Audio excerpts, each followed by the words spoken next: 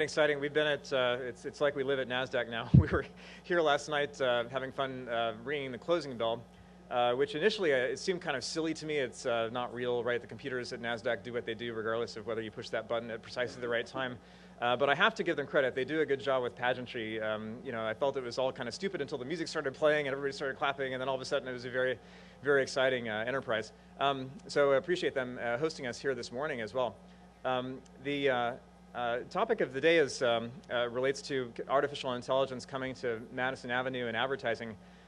Generally, people who spend a lot of time thinking about AI, they think about the singularity and when computers get smarter than us. And the truth is that in different little disciplines, they sort of are already.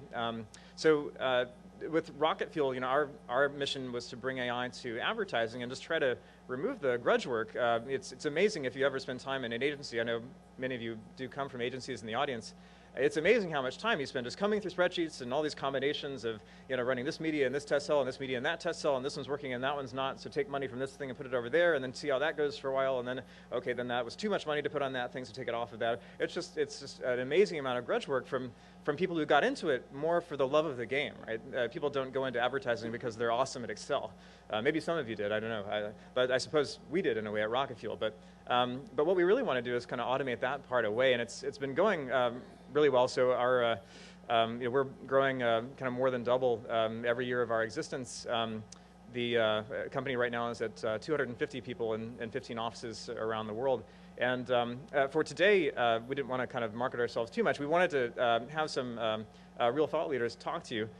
We've got a panel coming up featuring Steve Parker from Levelwing, a forward-thinking ad agency employing kind of more technologists and more rocket scientists than average. We've got Steve Lohr from the New York Times, who covers technology and has written some pretty cool books, or one that I read a little while ago on a plane, about kind of the evolution of technology in Silicon Valley, and has covered some the companies in the New York Times more recently, including Rocket Fuel.